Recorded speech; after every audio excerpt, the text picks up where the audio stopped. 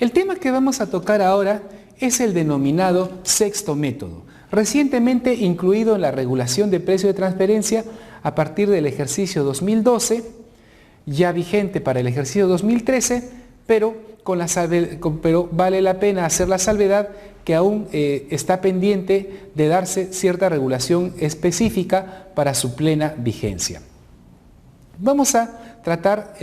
los antecedentes de esta nueva metodología incluida recientemente. El sexto método viene a ser una variante del método de precio comparable no controlado. Solo para recordar lo que tuvimos al inicio de nuestra ponencia, el precio comparable no controlado lo que hace es, mediante la contrastación de los precios de los precios pactados en operaciones entre terceros independientes, corroborar si las operaciones si los precios pactados entre partes vinculadas están a valor de mercado. Este método, como también habíamos señalado anteriormente, es de gran aplicación cuando existe información pública de precios, y tal es el caso del tema de los commodities. Los commodities que cotizan en mercados internacionales y que tienen información pública.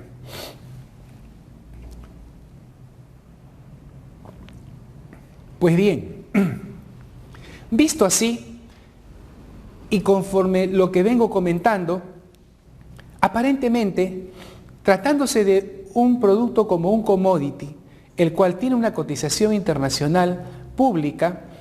aparentemente no habría ningún problema para establecer un valor de mercado, toda vez que siempre se podría hallar un número importante de comparables de las transacciones realizadas de las transacciones realizadas entre partes vinculadas o con un sujeto localizado en un paraíso fiscal. Pero lo que se ha encontrado en la práctica difiere en alguna medida lo que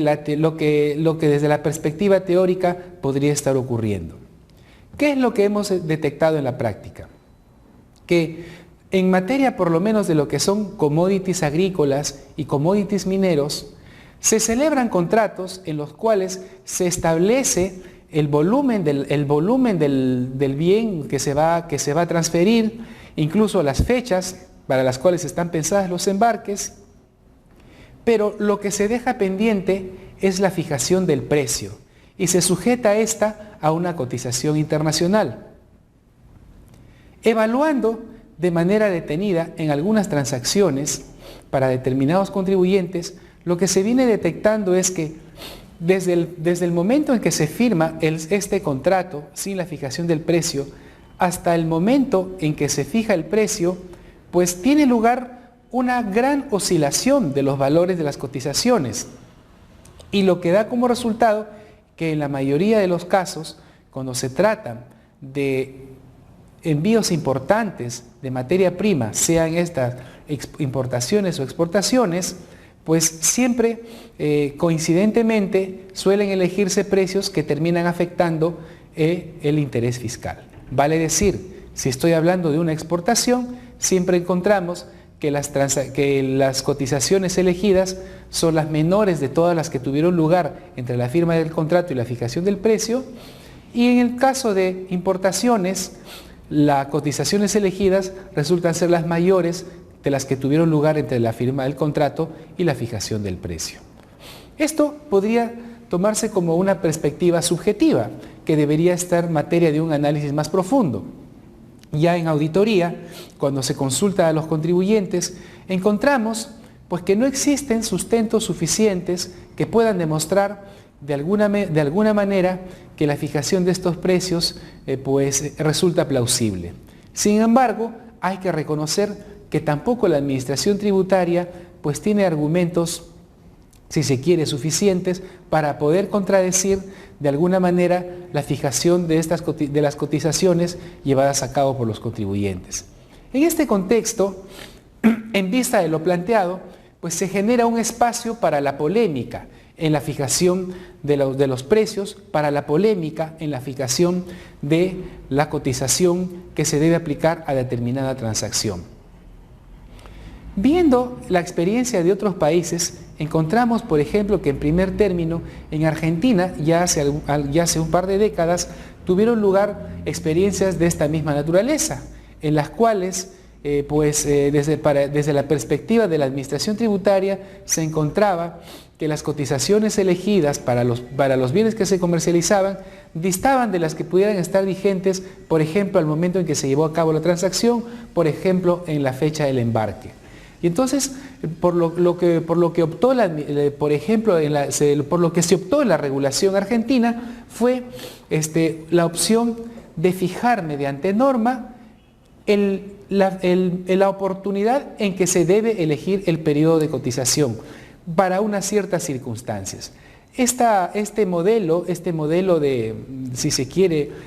de fijación de precios, que ya dije es desde nuestra perspectiva una variante del método de precio comparable no controlado, se fue aplicando adicionalmente en otros países, ¿no? Es así que también cuenta con este tipo de regulación Uruguay, Paraguay y recientemente Brasil y Ecuador. Perú, siendo un país cuya principal actividad económica está sustentada en la comercialización de commodities y específicamente commodities mineros, pues consideró que resultaba importante contar con esta herramienta dentro de su legislación, con algunas variaciones a efecto de darle algún nivel de flexibilidad a la norma y que eventualmente no terminara afectando los mercados. Es así que la regulación peruana pues tenemos implementada esta norma con las siguientes características. Bueno, los antecedentes ya podemos pasarlos porque ya los hemos revisado, pero sí, a lo mejor el tema de los objetivos, solamente para recapitularlos y a efecto de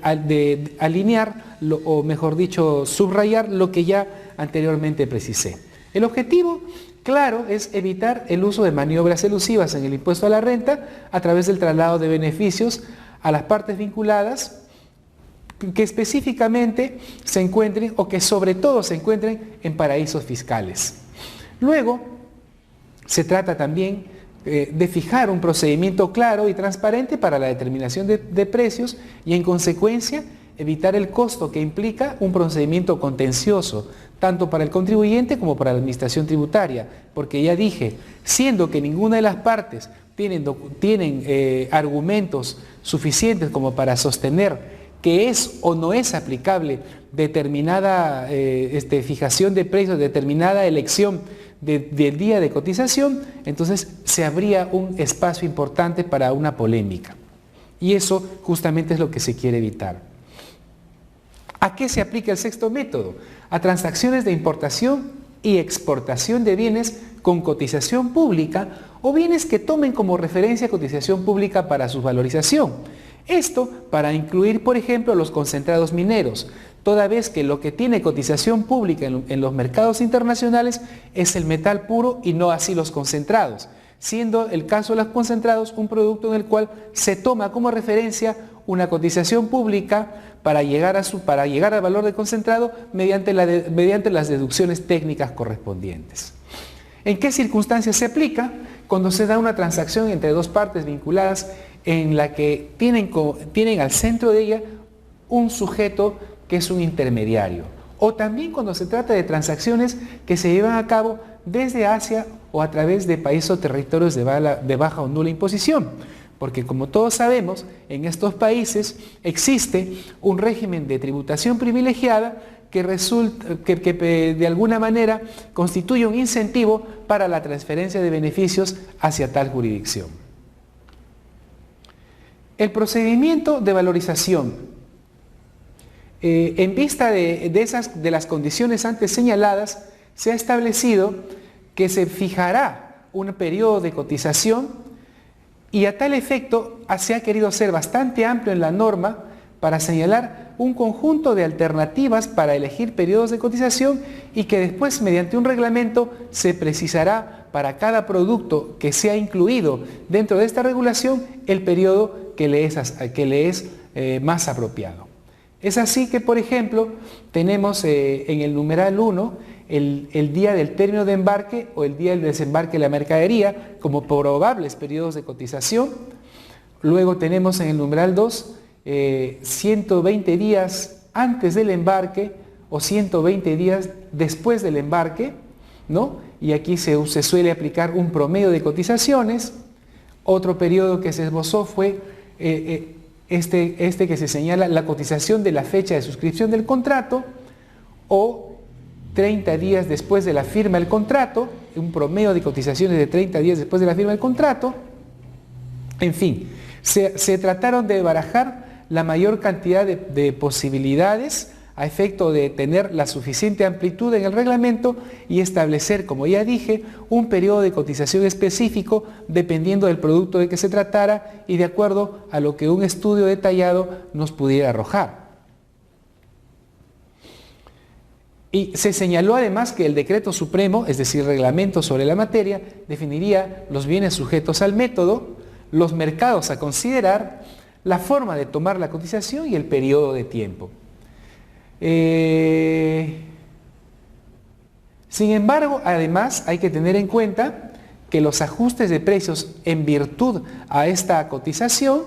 solamente tendrán lugar si la valoración convenida genera un menor impuesto en el país. Es decir, la norma nuevamente aquí reafirma su carácter antielusivo y parte del hecho de que yo tomaré estas cotizaciones que eventualmente la administración tributaria ponga en vigencia y las aplicaré en tanto y cuanto la cotización que yo tome en la realidad, es decir, con mi parte vinculada, genere un menor impuesto en el país. Si la cotización que tomé con mi parte vinculada genera un menor impuesto en el país, debo tomar la que la norma establece. Si en alguna oportunidad la cotización que elige el contribuyente genera un mayor impuesto que el que pudiera arrojar la aplicación de la norma, simplemente no se aplicará ningún ajuste. Hay excepciones, como no, y en primer término está una en la cual podrá exceptuarse de la aplicación del sexto método el vinculado residente que haya celebrado contratos de futuro con fines de cobertura. Claro está que si un sujeto celebra contratos de futuro con fines de cobertura, de lo que está tratando es de cubrirse, lo que pone de manifiesto que está actuando como un tercero independiente, con lo cual probablemente los precios a los que esté pactando sean los de mercado. Otra circunstancia en la que se exceptúa de la aplicación del sexto método es aquella en que el intermediario es un agente independiente, quiere decir que tiene presencia real en el territorio de residencia, cuenta con un establecimiento comercial, tiene una escritura de constitución e inscripción,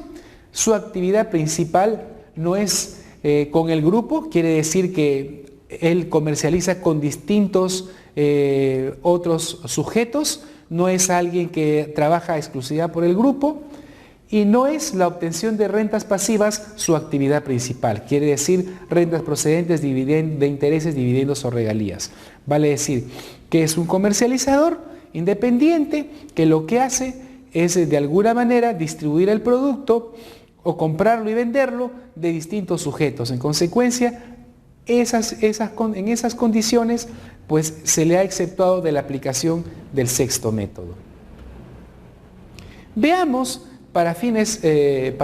prácticos un caso, para de alguna manera ejemplificar lo que tiene previsto, aplicarse cuando esté plenamente vigente el sexto método. En el caso que estoy graficando en esta diapositiva, tenemos como producto el metal de zinc